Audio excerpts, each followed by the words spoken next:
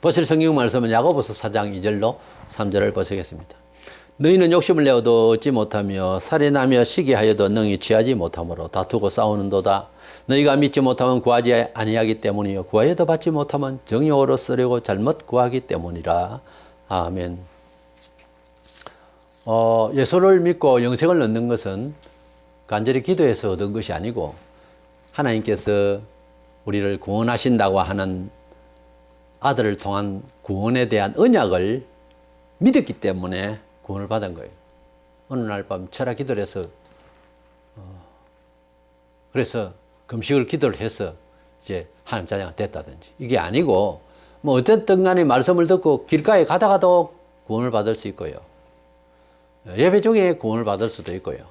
기도 중에 구원을 받을 수도 있고요. 자관 하나님 말씀을 듣고 그 구원해 주시는 복음의 내용대로 예수님을 내 구주로 믿은 사람은 구원을 받아요. 그런데 우리 삶에 있어서 생활의 은총을 받는 삶의 승리를 위해서 문제 해결을 위해서 하는 것은 단지 믿는다 하는 그 생각만 가지고는 안 돼요. 기도를 해서 응답을 받아야 됩니다. 그래서 우리 성도들이 행직끼리 만나서 우리가 이야기 중에 요즘 무슨 기도를 하고 있습니까? 이러면 뭐 할 말이 없는 사람도 있습니다. 요즘 무슨 기도 하고 계세요? 예사람 묻는데 이 사람 늘 기도하는 제목이 있고 하니까 근데 이 사람 할 말이 없는 멍청하게 하죠. 간구하는 게 하나도 없다. 요즘 구하고 있는 하나님 앞에서 간절히 구하고 있는 제목이 기도 제목이 없다. 이 죽은 영이에요. 요즘 뭘 구하고 계십니까? 기도를 하기를 하는데 뭘 구하고 있는지 모른다. 이 멍청한 그만 정신이 들 수 있도록 그저 매질을 하고 싶을 정도로 예수를 믿는 사람이 요즘 기도를 뭘 하고 계십니까? 모르죠. 기도를 하기는 하는데 이래가지고는 안 된다는 거지. 이래서 우리가 매일같이 이렇게 응답받으면 또 다른 것도 기도하고 기도 제목은 계속 갖고 있어야죠. 국가와 나라의 평화를 위해서 이건 너무 거창하고요. 구체적으로 뭘 기도하고 있는지 저번에는 이런 기도를 했는데 응답받았고 또 지금 좀 기도 제목 이렇습니다. 저 기도가 더 부족한데 좀 기도 좀 해주세요. 이 정도로 나가야 되는데 뭔 기도를 하는지도 모르겠다. 이건 하나님께서 그냥 맺혀서 그냥 정신을 바짝 차리도록 하고 싶은 그런 마음이 드는 이런 교인이 많다 이 말이에요. 뭔 기도를 하는지 기도를 해야 뭔 기도를 하는지 말을 하지. 기도 생활도 안 하고 말이지. 그래서 기도하고 응답을 받아야 되는데 바로 구하면 그러니까 성경대로 바른 기도를 하면 반드시 응답은 있어요. 기도가 오래도록 해야 되는 그런 것도 있겠죠. 어떤 죄의 속죄함을 받는 것도 하루 이틀에 되는 것도 아니에요. 제가 너무 깊으면 오래 기도 필요하겠죠. 그 10년 깊이 밖에 뿌리 빼내야 되니까. 예수를 믿습니다. 한마디로 다 되는 건 아니에요. 인격적으로 동화가 돼야 되는 거예요. 많은 사람들이 오해를 하는데 재회개, 믿음, 은총, 기적 이런 것들을 아주 예사로 생각하는데 그 말 한마디에 다 되는 것이 아니라요. 어떤 사람은 능력이 아주 충만할 수 있도록 기도를 아주 많이 해서 그래서 말 한마디에 탁 되는 수도 있겠죠. 그 등 따라서 한다고 됩니까? 노하우가 다른데 안 그래요? 쉽게 말하자면 기도에도 노하우가 있어요. 그런 느낌과 영역이 있어야 되는 거예요. 그 영역이 없이 말만 따라 한다고 돼요? 똑같이? 안 되잖아요. 바울이 복음을 전파하고 능력 있게 귀신을 쫓아내고 하니까 그 옆에 있던 놈이 흉내 낸다고 하다가 귀신 든 사람이 내가 바울도 이거 예수도 아는데 넌 누구냐? 그러고 막 달라 들어가지고 겉옷을 뺏기고 빨가벗겨 도망가고 그런 성경에 나오잖아요. 사도행전에. 그러니까 우리가 흉내 낸다고 해서 되는 게 아니에요. 예수 믿는 것도 흉내 내는 것도 아니고 설교도 그렇고 능력 발휘하는 것도 그렇고 흉내 내는 거 그거 위험한 짓입니다. 그런데 그렇게 하고 있는 경우가 많다 이 말이죠. 말하자면 제 말은 예수 믿는 생활이요. 기도해야 됩니다. 기도하지 않고 기도한 사람의 능력 그걸 흉내내면 안 됩니다. 먼저 우리가 기도를 한다고 하는 것은요. 그분이 그렇게 인도하신다는 걸 믿기 때문에 기도하는 겁니다. 믿으면 기도하고요. 기도하면 믿어집니다. 기도 안 한다 안 믿는다는 말입니다. 기도 안 한다. 기도가 부족하다. 기도 안 한다. 할 필요 없다. 혹은 기도를 별로 안 한다. 그만큼 안 믿는다는 거예요. 내 알아서 한다는 거지. 간단합니다. 근데 기도를 많이 하는 사람들은 왜 하죠? 하나님의 은혜와 하나님의 능력으로 살겠다는 거예요. 이게 하나님 자녀의 태도입니다. 기적의 체험이 없고 응답이 없다. 그래서 간증할 것도 없다. 기도를 안 했다는 말입니다. 성경을 아무리 읽고 들어도 알아도요. 기도를 하지 않으면 응용이 안 됩니다. 적용이 안 돼요. 해보세요. 되는가? 기도는 좀 별개입니다. 거의 노가다 수준이에요. 고달픕니다. 기도는. 아는 대로 응용이 돼야 되는데 그걸 내려가면 기도해야 되는 거예요. 기도로 무장하지 않으면 일이 안 돼요. 군인이 적을 치러 가기 위해서 총칼을 들고 나서도요. 무장된 마음이 안 돼. 훈련의 그 무장된 마음이 안 되면은 그건 전쟁이 집니다. 무장이 돼 있으면 확실히 달라요. 실력을 100번 발휘해야 합니다. 무슨 게임을 해도 당구 게임도 그렇고 내가 저 사람 자꾸 친다 이러면 당구가 200인데 250을 이길 수도 있어요. 근데 250 태만하면 져요. 그러니까 마음의 정신이 되어 있어야 되는 그것은 우리 성도들이 기도로 정신무장을 합니다. 기도가 되어 있어야 되는 거예요. 기도 생활이 충분하지 않으면은 무슨 말로도 안 됩니다. 그래서 기도를 충분히 하고 사람을 만나고 전도를 하고 일을 접견하고 일을 꾸미고 일을 판단하고 일을 반성하고 기도로 시작하고 기도로 문을 닫아야 되는 거예요. 이제 기도 생활과 그 사람의 신앙생활의 정도는 비례합니다. 원래. 아, 신앙생활 잘하고 참 좋은데 기도는 안 한다. 거짓말이에요. 기도 생활을 대단히 많이 하는데 성경대로 안 산다. 그거는 이단 아닌다면 그렇지는 않아요. 거의 비슷하게 갑니다. 거의 비례해요. 그래서 믿음이 좋아지려면 기도한다. 기도하면 믿음이 좋아진다. 상당히 비례합니다. 에스겔 36장 36절 7절에 보면 너희 사방에 남은 이방 사람이 나 여호와가 무너진 곳을 건축하며 황폐한 자리에 심은 줄을 알리라. 나 여호와가 말하였으니 이루리라. 주 여호와께서 이같이 말씀하셨느니라. 그래도 이스라엘 족속이 이같이 자기들에게 이루어 주기를 내게 구하여야 할지라. 내가 그들의 수효를 양떼같이 많아지게 하되. 그랬어요. 하나님께서 이방 사람들, 주변 사람들이 볼 때 예수 믿는 사람을 도와주신다는 것을 알게 하리라. 알게 하리라. 주께서 이와 같이 말씀하셨으니 이르리라. 뭐라고 그랬어요? 그래도 기도하라. 이스라엘은 하나님께서 지켜주신다. 그것을 이방 사람들이 알 것이다. 그래도 이스라엘 족속은 기도해야 이루어주리라 그랬거든요. 그래서 그래도 내게 구하여 할지니라. 대단히 중요한 내용입니다. 그래도 기도는 해야 된다는 거예요. 하나님께서 인도하시고 하나님 백성 되게 하시고 할렐루야 아멘 도와줄 줄 믿습니다. 땡. 그걸로 일이 다 풀립니까? 아니에요. 그것은 이론이고 이론을 되뇌이는 기고 하나님께서 아들을 통해 우리에게 구원하시고 인도하시고 합력한 선을 이루어 주실 것이다. 이걸 믿었단 말이에요. 그렇게만 말하고 끝이 아니고 그렇기 때문에 기도를 해야 되는 거예요. 그렇게 인도하신다는 하나님 앞에서 하나님이 지켜주신다는 약속 앞에서 그래도 기도를 해야 구해야 의지해야 그렇게 인도하신다는 거죠. 근데 한국교회가 지금 과정은 없어요. 과정이 없고 결과만 잡고 아니 하나님께서 인도하신다고 사랑하신다고는 못 박았다. 그러면 될 것이다. 이 과정이 없는 거예요. 과정이 없는 신학을 너무 많이 이야기하는 거예요. 오늘 예수 얼마 안 믿었는데 와가지고 영접기도 시키고 축복 받는다 하고 그 자리에서 그게 말이 되는 이야기입니까? 그게 맞는 이야기냐고요. 예수 믿고 그 과정이라는 게 있는 거예요. 그런 은총을 받는 과정이라는 게 있는 거예요. 그래서 우리가 하나님 앞에서 믿는다는 말은 기도한다는 말이고요. 기도하기 때문에 믿어지는 거고요. 믿어지기 때문에 또한 기도하는 거고요. 우리가 하나님이 우리를 축복하시는 그런 여러 언약을 주셨으면 그 언약에 대한 그 삶의 처세에 대해서 이루어질 수 있도록 기도를 해야 되지. 가만히 있는데 저절로 된다는 말은 성경에 없어요. 일하지 않는 자는 먹지도 말라 그랬어요.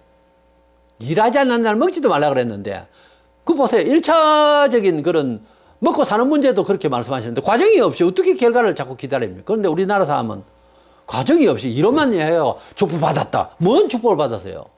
뭔 축복이 돼요? 아무 과정이 없는데. 방금 예수 믿고 방금 그냥 천사가 되면 이게 말이 안 되잖아요. 하나님 앞에 믿은 바가 지금 이제 한 달인데 3년 된 사람보다 더 복 받을 사람 마냥 거기서 좋은 말 하고 떠벌리고 온갖 평화, 사랑, 은혜, 은총, 기적, 온갖 소리는 다 그냥 다 던지고. 그 사람이 그렇게 됩니까? 영화 봅니까, 지금? 환상 중에? 슈퍼맨 영화 보고 자기도 슈퍼맨인 줄 알고 옥상에서 저 건물 옥상으로 뛰어가려고 하다 죽은 사람 들어 있었어요, 옛날에. 진짜로. 환상적으로 믿는 거 아닙니다, 예수를. 굉장히 문화적이고 실천적입니다. 사회적이고. 우리가 예수를 믿고 살아가는 과정에서 축복받을 그릇이 되려 하면요. 그런 빼저린 그런 세속적인 내 체질이 바뀌는 과정이 필요하고요. 또 인내와 기도와 굶주림과 목마름이 있어야 되는 거예요.